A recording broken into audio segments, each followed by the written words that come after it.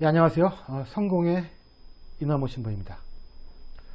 오늘은 MBTI 세 번째 시간으로 인식작용을 나타내는 S 감각과 N 직관에 대해서 알아보도록 하겠습니다. 무엇을 인식하고 어떻게 정보를 수집하는가, 이것으로 S와 N이 갈립니다. 물론 사람은 두 가지를 다 가지고 있습니다. 감각적이면서 직관적이기도 합니다.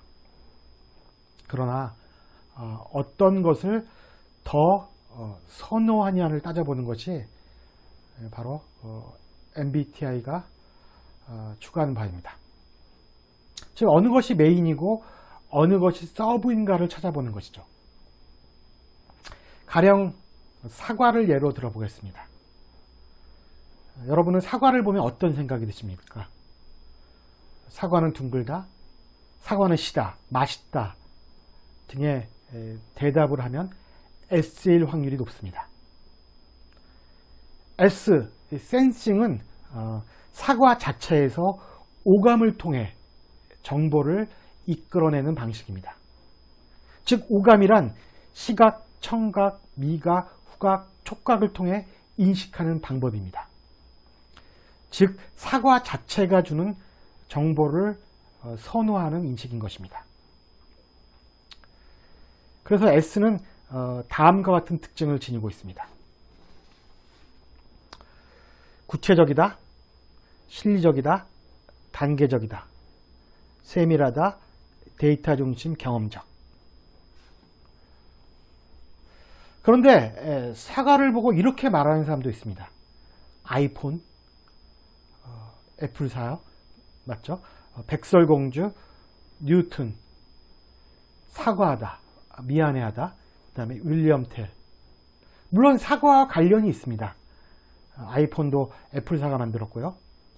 그런데 사과 자체에는 이런 정보가 없고 사과를 매개로 해서 생기는 정보입니다. 이런 방식의 인식을 선호하는 사람들을 직관형이라고 합니다. 즉 직관형은 오감에다 한 가지를 더 첨가해서 생깁니다. 바로 영감입니다. 아무래도 감각형보다는 직관형이 영감이 뛰어납니다.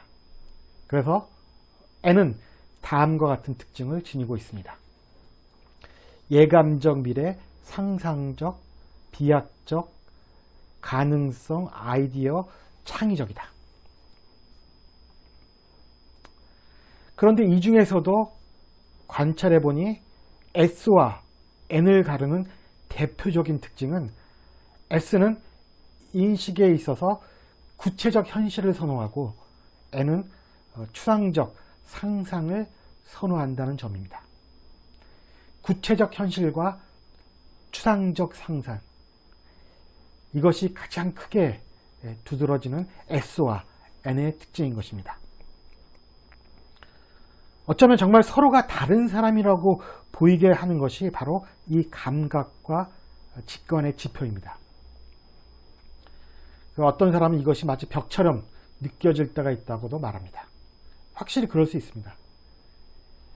감각형이 선호하는 대화는 주로 생활 주변에서 일어나는 일들이 많고, 직관형은 영화나 공상 등 현실과는 동떨어진 이야기를 선호하는 경우가 많습니다. 가령 예를 하나 들어보겠습니다.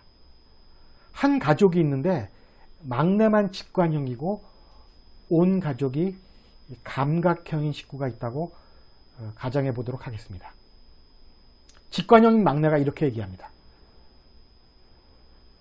초등학생쯤 된다고 가정하겠습니다. 누나, 산 너머 남쪽엔 누가 살고 있지? 한마디로 추상적이고 상상적인 이야기입니다. 꿈을 꾸는 소년이죠. 그런데 S인 누나가 이런 소리를 들으면 야, 무슨 뚱딴지 같은 소리야. S인 형도 뭔 소리야, 난 관심 없어. 또 이렇게 하면서 엄마, 막내가 좀 이상해요. 그러자 S인 어머니도 너 오늘 숙제 하긴 한 거야? 이렇게 말할 수 있습니다. 서로 인식하는 방법이 다를 뿐인데, 그래서 생기는 일인데 자칫 옳고 그름의 문제로 비여할 수 있는 것입니다. 막내는 이렇게 생각할 수 있습니다. 내가 잘못했나?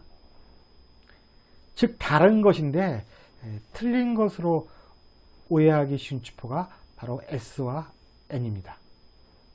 그리고 인구 비율 중 S가 70%여서 그리고 N이 30%여서 자칫 N이 틀리다고 몰리기 쉬운 경우도 발생합니다. 반대의 예를 들어보죠.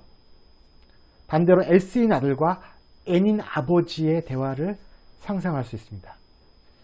실물 경제의 감각이 뛰어난 S 유형의 한 고등학생이 아버지에게 이렇게 말합니다. 아버지, 제가 웹서핑을 하다 보니 여기에 투자를 하게 되면 크게 이익을 볼 것 같습니다. 제게 좀 투자금을 주십시오. 통촉하여 주시옵소서. 이렇게 말합니다. 그러자 N인 아버지가 이렇게 말합니다. 뭔 고등학생이 벌써 돈 벌 궁리만 하냐? 무릇 사람은 먼저 인간이 되어야 하는 법이다. 아버지가 갑자기 인간, 됨됨이 등 추상적인 이야기를 들고 나옵니다. 대화는 단절되고 서로 틀렸다고 생각하여 마음이 상할 수 있습니다. 우리가 자세히 관찰하면 일상에서 이런 사례를 많이 접할 수 있습니다. S와 N은 서로가 다른 쓰임새가 있는 것이지 하나가 맞고 하나가 틀린 것은 아닙니다. 그러나 S가 자수라는 것 잊지 말아야 합니다. 이번 정권이 사모펀드 사기 등 여러 의혹과 연루되었음에도 불구하고 사람들은 강 건너 불구경하듯 크게 동요하지 않았습니다. 그러나 막상 피부적으로 다가오는 부동산 정책이 문제가 되니 그 반향이 엄청났습니다. 이처럼 사람들은 직접 느끼는 문제에 대해 반응이 빠르다는 것입니다. 이 다수인 S를 건드린 뇌관이 바로 실물 경제인 것입니다. 한편 저는 노무현 대통령이 N이라고 생각하는데 가끔 현실과 동떨어진 정책으로 인해 국민들의 호응을 얻지 못한 것이 기억이 납니다.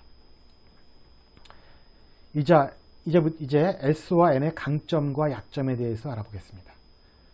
S의 강점이란 확실히 육감적인 현실 파악이 뛰어나다는 것입니다. 이들은 현실에 적응하기 위해 튀는 행동을 피할 것입니다. 차근차근 단계적으로 일을 처리하고 경험과 데이터를 중시합니다. 다만 약점이라면 좀 근시안일 수 있고 현실과 세속에 매몰될 수 있는 경향이 있습니다.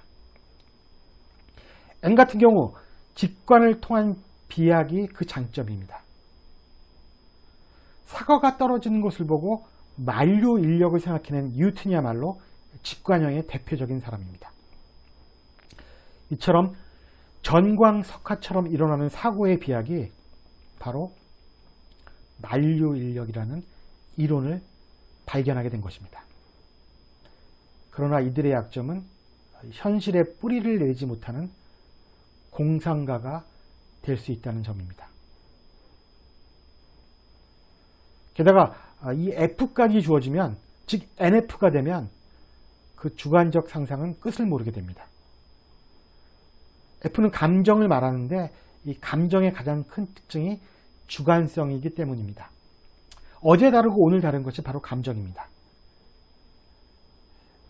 여성 동료가 자신에게 한번 웃어줬는데 NF는 이미 사랑에 빠져 결혼하고 애까지 낳는 상황을 상상합니다. 안타까울 따름입니다. 그래서 무속인이나 정신질환자의 70% 이상이 바로 N형이라고 합니다. 영감을 잘 사용하면 도움이 되나 반대로 되면 망상 등의 정신질환을 겪을 수 있게 되는 것입니다. 결론적으로 생존력은 뛰어나나 현실에 매몰되기 쉬운 것이 S의 약점이고, 상상력은 뛰어나나 현실에 발을 붙이기 어려운 것이 바로 N형의 비극인 것입니다. 다음 시간에는 판단을 나타내는 F와 T로 여러분을 찾아뵙겠습니다. 감사합니다.